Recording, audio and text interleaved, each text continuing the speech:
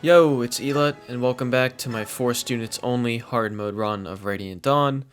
You're gonna hear me say that a few more times before this is over. I hope you're not sick of it already.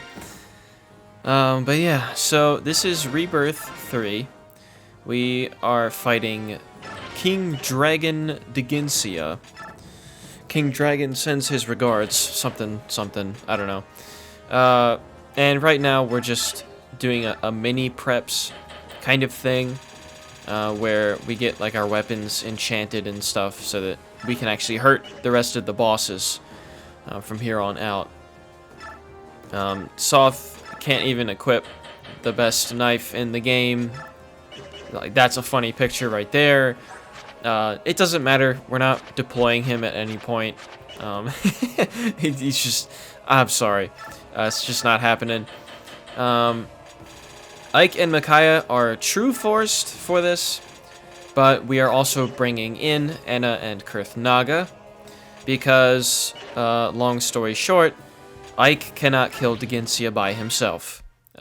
You'd be sitting there for a literal eternity if you tried, and you would never do it. It would just never happen. So as far as skills go, Ike has to have Nile, because if he doesn't have Nile, he could just straight up die to Dheginsea at any time, to an RNG roll, and that's not fun for anybody. We also give Paragon to Kurthnaga and Anna. Anna, it's not as important. Kurthnaga is kind of helpful. We also give him Dragon Foe, so he has effective damage against his own kind.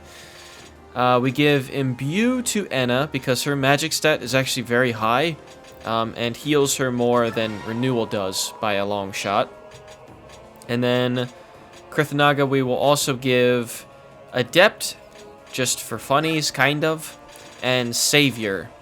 We give him Savior because I can't give Savior to Ike to rescue Micaiah at the very beginning when we're fighting all these dragons, because that would mean that when we go to fight Dheginsea, Ike doesn't have the space for Nile, which is a much bigger issue. But if you don't know, all of the dragon enemies in this, Dheginsea included, will not attack Kurthnaga or Anna, and if Kurth or Anna attack them, they also will not retaliate for story reasons. So it's just kind of free XP farming for those two. Again, it's mostly for Kurthnaga. Anna's main utility is Blood Tide, which I'll talk about more in a bit. But really, we're trying to train Kurth for some free levels along the way, but we really want to rank up his strike so that he does more damage. If you don't know, I always assume there's some people watching these that maybe haven't played Radiant Dawn, you know, because they can't buy the game or are scared of emulation or something, or just haven't had time, so I try to over-explain certain mechanics. When you upgrade your weapon level as a Laguz, essentially your claws or your dragon breath or whatever gains might. So that's what we're trying to do with Kurthnaga here. And because we just got the blessing from Yune, those two can transform right away. They just have full gauge at the start, which is cool. And Ike is going to go over to the right side on these cover tiles for plus 10 defense, and is going to just kind of chip down a bunch of red dragons. The red dragons are high defense enemies that also hit on defense, which Ike is perfectly equipped for. And the white dragons are the opposite. They hit on resistance, and they have high resistance and low defense. Ike, against a white dragon, I believe takes around like 39 damage without any Pure Waters or Wardwood tiles or anything like that. So he's getting two-shot, and that's pretty disgusting. So for the most part, we're really only having him fight red dragons, and our two dragons can fight them for free. So we do our best to kill them before they can even get to Ike, so that's not really an issue so much. But it can be pretty gross. Kurthnaga with Dragon Foe most of the time will two-shot them. He will usually double, and he also has Adept and things like that. So that's cool.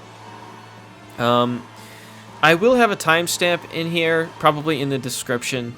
If you're really just here for the Dheginsea fight, I understand if that's really all you're looking for from this.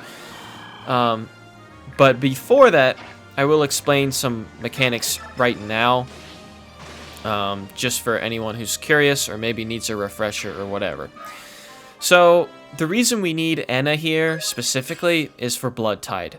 Blood Tide is a red dragon innate skill, which gives +5 strength and +5 skill to adjacent ally units. So you can think of it as basically a +5 strength and a +10 hit in practical terms. That's what that does. And it's really good for a lot of these later chapters because it's like the boss fights really are about breakpoints for a lot of things. And usually one Blood Tide on a unit like Ike will push him over the edge to do enough damage to kill things, or will, you know, it'll have that breakpoint where Ike goes from 4-shotting something to 3-shotting something, which is kind of a big deal, and things like that. So that's good. That's why we brought her. And Gareth, who we will get after this, also has that skill. Kurthnaga, being a black dragon, has a similar skill.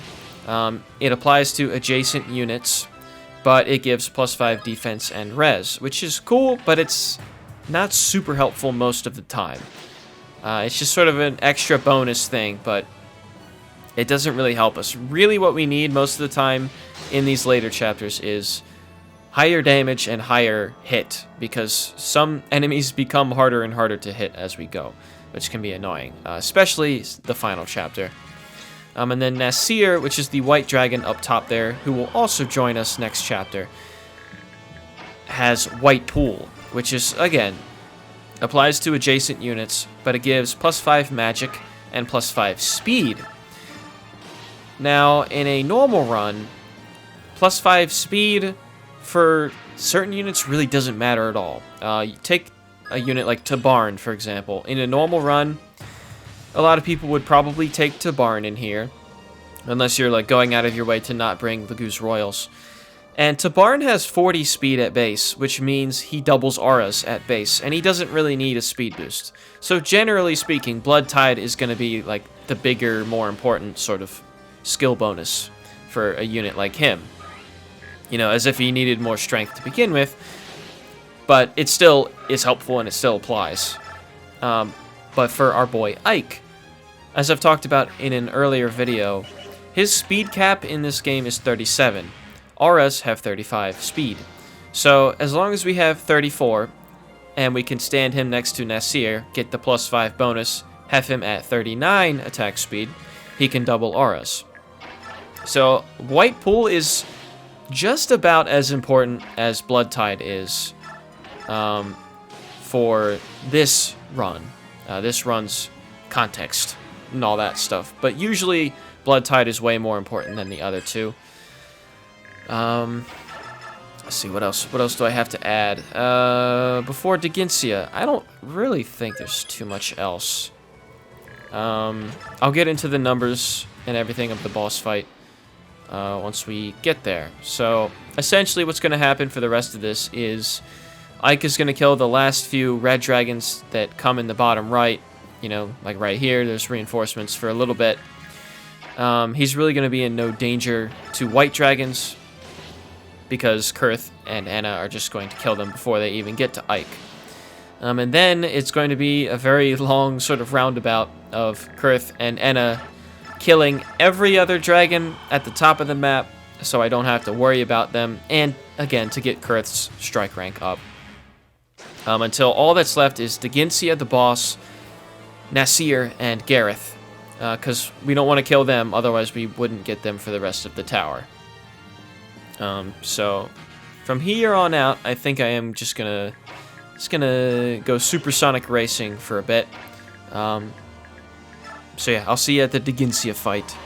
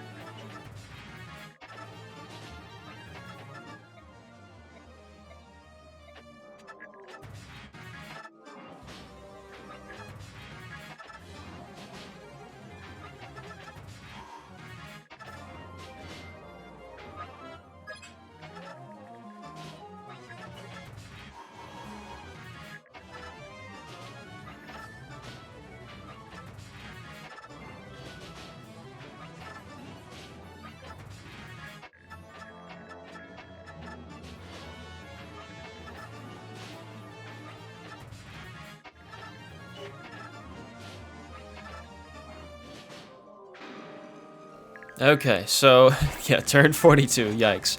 That's a lot of dead dragons.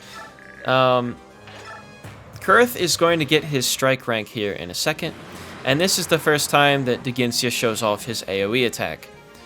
As a general rule, if you see an AoE attack in these later chapters and it's purple, that means it is a physical attack that hits on defense, unless it's like a silence attack, then that's different, but we've seen that.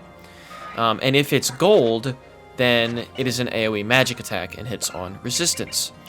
So Dheginsea here only has an AoE physical attack, which isn't a big deal for really any of our units. We gave Enna Imbue, so she takes like, 20 damage or so, but heals it right back up on player phase anyway. We really don't care. Kurth has pretty high defense at this point, and Ike, of course, has very high defense. Micaiah is out of range, so no one's really in danger of those things. And I believe right here he gets a strike rank. Or maybe it's like the one after. Oh, there it is. Okay, cool, Leo.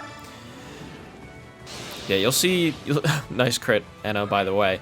You'll see here, in the combat window after this guy transforms, Kurthnaga's doing like 58 damage in attack now. Yeah, because you have to figure, whatever bonus to his might that he just got is being multiplied by 3 against these dragons, which is insane. It doesn't work against Dheginsea, unfortunately, because he does have Nile and the effects of that. But we're going to move into position here, and I can start to talk about why this fight is impossible with just Ike.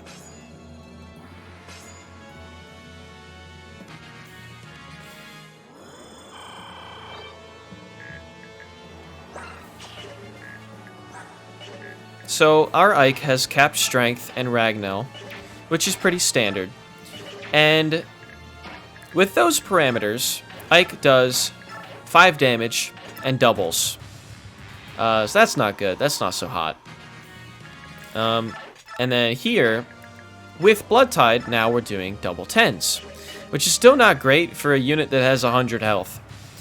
But that's a game-changing sort of difference. And the reason for that is Dheginsea, as well as every boss for the rest of the game, they have a skill called Mantle, which heals them on their enemy phase for their luck stat. And Dheginsea's luck is 30. So you'll see here in a second, Dheginsea will heal for her 30 health, which is annoying.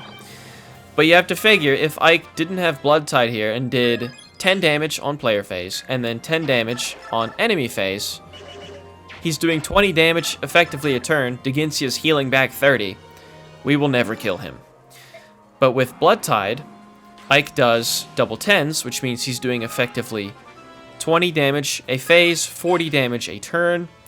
Dheginsea's healing for 30. He's at least doing a net 10 damage per turn. It would still take forever, but it's something. And then on top of that, like I said, no one will retaliate against Kurthnaga, so he can attack Dheginsea for free. Get some more free XP, I guess, but it's just surplus chip damage, really. And he hits on defense as well, so Blood Tide helps him. So we're just going to be chipping down for a while here, but hey, at least it's doable. At least we're not going to sit here forever watching Ike never kill him. That would not be fun at all. I also believe Micaiah has Paragon on her right now, so, free XP from physics. But yeah. So that is why the dragons are allowed for the tower, because this chapter, as well as some later ones, would be impossible if we only had Ike and Micaiah to do them. And it would just be absolute pain and not any fun. So, yeah. Blood Tide is pretty good, if you didn't know. Night Tide, not so much. White Pool, pretty good. They're all the same, but like they're different. You get what I'm saying. You know what I mean. You know what I mean. You know what I'm saying.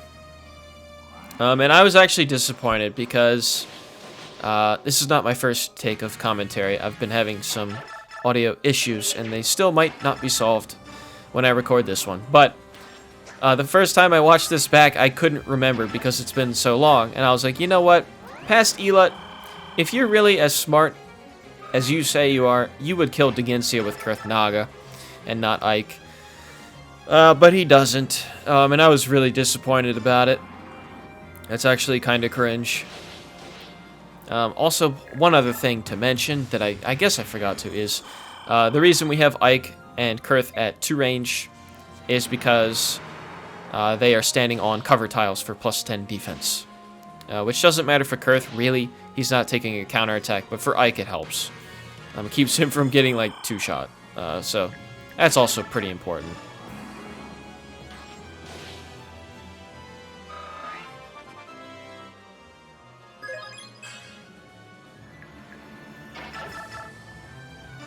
Alright, just barely living on 1 HP. Nice.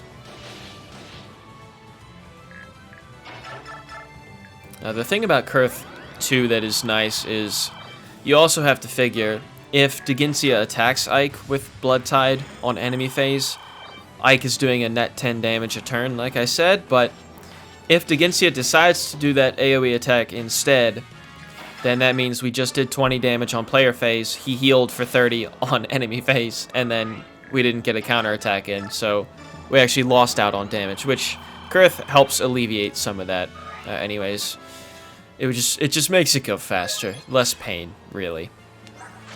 But it's interesting, I guess. I don't know. I find it interesting.